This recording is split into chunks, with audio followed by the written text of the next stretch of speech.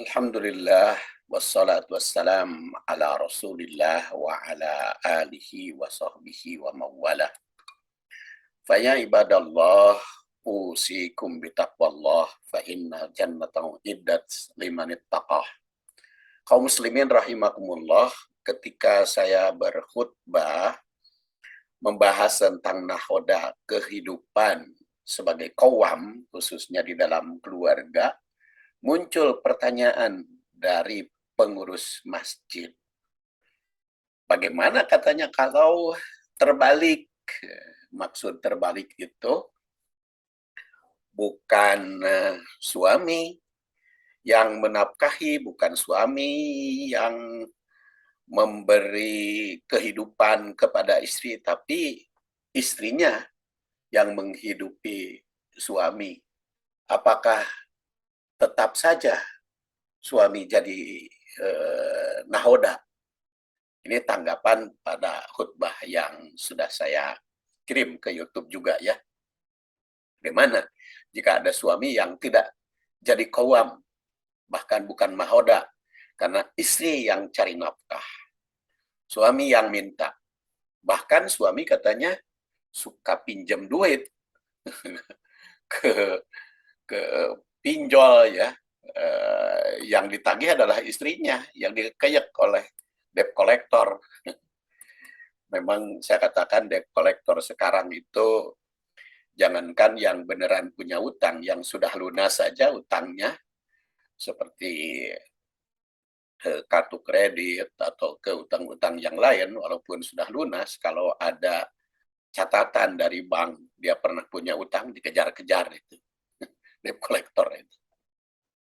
Nah, jadi kan pada saat itu ayat yang saya bahas adalah surat An-Nisa ayat 34, jadi nanti utangnya tidak saya bicarakan lebih lanjut ya. A'udzubillahi minasyaitonirrajim. Ar-rijalu qawwamuna 'alan nisa bima faddalallahu ba'dahum 'ala ba'din wa bima anfaqu min amwalihim.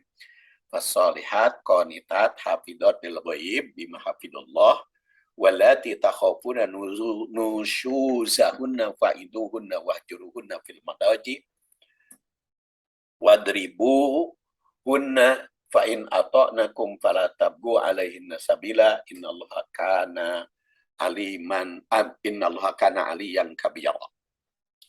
Di situ ditandaskan ar-rijal, kaum pria itu sebagai qawwam, sebagai nahoda, pemimpin, ada nisa bagi kaum wanita.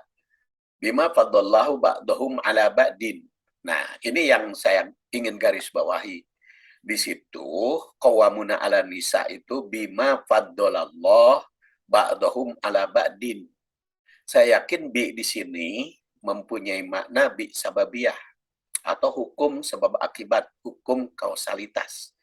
Jadi rijal, kaum pria itu jadi qawwam bagi kaum wanita disebabkan pertama faddalallah ba'dahum ala ba'din, punya kelebihan si suami itu. Jadi kalau tidak punya kelebihan bagaimana jadi qawwam? Yang kedua babima anfaqu min amwalihim, karena memberi nafkah kepada istrinya, memberikan nafkah dari sebagian harta. Jadi suami akan tetap jadi qawwam apabila si suami menanggung kiswah nafkah dan suknah. Anfaqu min amwalihim itu mencakup nafkah, yaitu konsumsi atau istilahnya pangan, kemudian kiswah yaitu sandang, dan suknah yaitu tempat tinggal. Nah, kalau tiga-tiganya ditanggung oleh suami, maka jadi qawwam.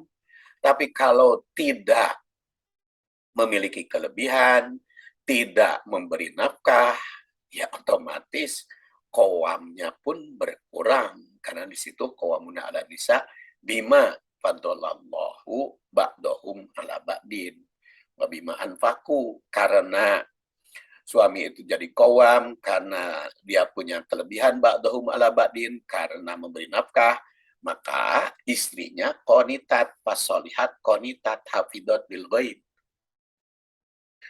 pandai menjaga diri. hafidatil ghaib, taat, patuh, dan pandai menjaga diri, bima hafidallah. Seperti Allah Subhanahu wa taala menjaganya, dan apabila ternyata si istrinya nusyuz, nah faiduhunna, beri didikan, wahjuruhunna, kalau masih tidak taat, meninggalkan tempat tidurnya. Tapi kalau atau nakum, kalau istrinya itu taat, fala tabgu alaihinna sabila, seorang suami tidak boleh mencari jalan kesulitan sehingga menyulitkan kaum wanita. Makanya saya katakan di situ, arijalu qawwamuna 'alan nisa. Jadi dalam rumah tangga itu suami jadi nahoda. Kemudian bima faddalallah ba'dahum 'ala ba'din, hukum sebab akibat, kewibawaan, kelebihan, keunggulan dalam mengambil putusan. Wa bima anfaqu, B-nya kan di sini ulangi lagi ya, bima faddalallah ba'dahum 'ala ba'din wa bima anfaqu. Jadi mana yang berkurang juga qawamnya, mana yang lebih juga. Kemudian juga apabila nusyuz, maka dia jadi pendidik, maka dia jadi penegak hukum. Wahjuruhunna fil madoji, kalau ternyata walaupun sudah diberi nafkah, walaupun suaminya punya kelebihan, walaupun suaminya jadi qawam, tetapi kalau istrinya tetap tidak taat, wahjuruhunna. Tapi tetap selalu memberi kemudahan, memberikan solusi dalam berbagai kesulitan. Dan saya ingatkan ya, Rasulullah SAW itu saking tidak mau menyulitkan istrinya, mau sholat malam saja kan berbisik kepada istrinya Aisyah. Sudikah dikau aku tinggalkan malam ini untuk beribadah kepada Allah. Sehingga istrinya pun mengatakan, aku sangat bahagia berada di sampingmu. Tapi aku lebih bahagia lagi apabila engkau bisa memenuhi apa yang engkau senangi. Maka maka innallaha kana aliyan kabira. Innallaha kana aliyan kabira. Allah maha tinggi, maha besar. Maka harus yang diagungkan adalah Allah, bukan dirinya sendiri. Allah maha tinggi, jadi jangan bertindak sewenang-wenang. Allah maha besar, jangan sombong. Jangankan karena jadi qawam sehingga kesombongan diri. Jadi jelas bima faddallahu ba'dahum 'ala ba'din wa bima anfaqu itu min awalihim bi-nya bi sababiyah. Jadi hukum kausalitas. Jadi kalau ternyata si suaminya tidak qawam, tidak faddallahu ba'dahum 'ala ba'din, tidak juga memberi nafkah, malah bikin kesulitan, maka ayatnya adalah surat An-Nisa ayat 128. Wa inni mar'atun khafat min ba'liha nusuzan au i'radon fala junaha alaihima ayyusliha bainahuma sulha wasulhu khair wa uhdiratil anfus asyuha wa in tuhsinu wa tattaqu fa innallaha kana bima ta'maluna khabira. Jadi solusinya adalah surat An-Nisa ayat 128.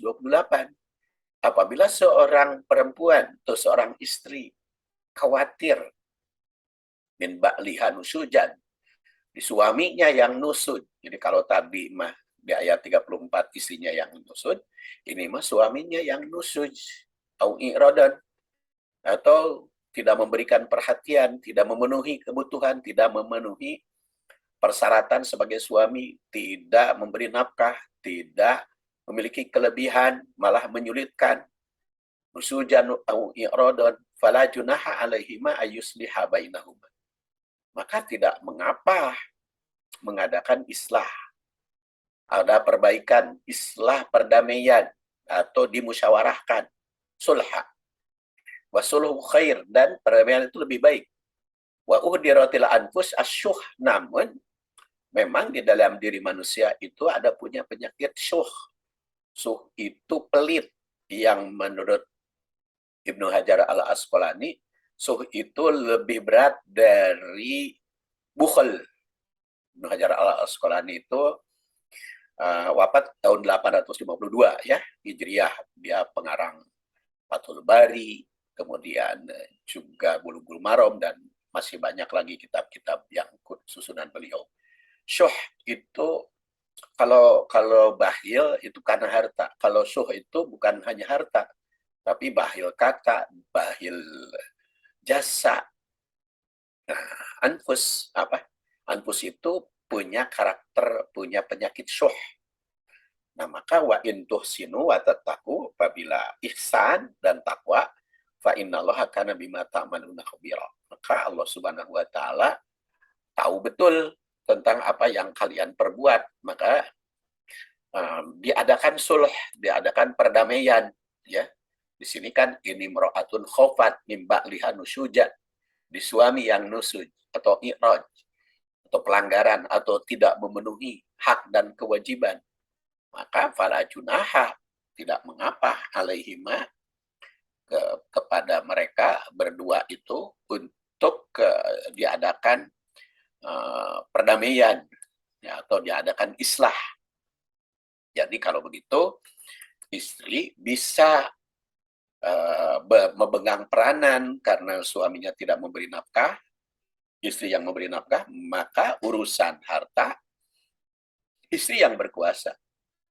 Karena kebetulan suaminya tidak punya kelebihan, istrinya punya kelebihan, maka kelebihannya itu yang menjadi pemimpin. Karena di dalam rumah tangga istri juga jadi pemimpin kan, kullukum ra'in. Nah, kalian itu pemimpin. Bahkan ar-rajul itu ra'in di ahli baiti, di dalam rumahnya. Wal mar'atu juga ra'iyah. Perempuan jadi pemimpin kalau suaminya tidak memimpin. Nah, oleh karena itu perlu diadakan perdamaian, dan perdamaiannya itu pada ayat 35 surat An-Nisa juga dikemukakan secara tersirat. Jadi kalau ada perselisihan sulit untuk mengatasi berdua, maka seorang istri menghadap kepada orang tua suami atau yang disepuhkan oleh suami. Seorang suami juga menghadap kepada mertua. Jadi nanti tiga pihak, ya, pihak ketiga yang mendamaikannya. Kalau ternyata tidak bisa memperbaiki diri, tidak wasulhu khair, wa hudiratil anfus as-suh, tidak berjalan dan tidak juga ihsan, tidak juga bertakwa, maka si istri itu boleh mengajukan gugatan, ya. Tadi gugatan yang pertama kan ke pihak mertua, ke pihak orang yang disepuhkan oleh si suami. Tapi kalau ternyata tidak bisa menyelesaikan, maka itu di pengadilan istilahnya. Makanya di Indonesia cerai itu kan ada cerai talak, ada cerai gugat. Cerai gugat itu adalah seorang istri yang mengadukan perceraian. Jadi ya kalau suami istri tadi, istrinya yang memberi nafkah, suami istrinya ridho, tapi suami harus tetap minta maaf kepada istri. Karena dia punya kewajiban yang memberi nafkah. Kalau dia tidak memberi nafkah kepada istri, mohon maaf kepada istrinya, harus minta ampun. Nah, nyari nung kagelung kata orang Sunda. Nah, itu harus minta maaf kepada istrinya. Kalau jangankan memaksa, ya. Nah, karena itu kan yang punya hak istri dinafkahi oleh suami. Ini kalau ternyata istri, maka si suami harus minta maaf kepada istrinya. Kalau ternyata istrinya tidak memaafkan, berarti kan makan bukan haknya. Nah, itu bahaya. Maka ini harus ada ihsan dan takwa.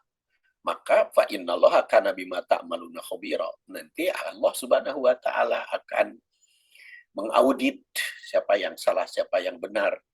Itu kalau saya katakan tadi, kalau istrinya ridho, ya tentu dapat pahala istri. Karena dia kan selalu bersedekah kepada suaminya, walaupun tidak wajib.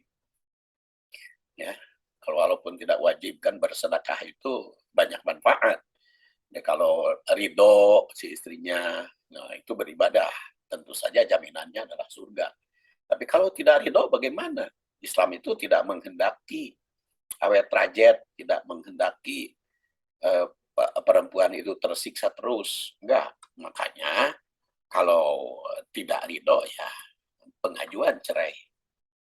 Kalau tidak bisa sulhu, tidak bisa islah, kemudian anpus uhdirotil anpus as-suha masih dipelihara oleh suaminya, sehingga tidak bisa dimaafkan oleh istrinya karena pika sebelentia wa in tuhsinu, tidak bisa ihsan juga dan tidak bisa takwa,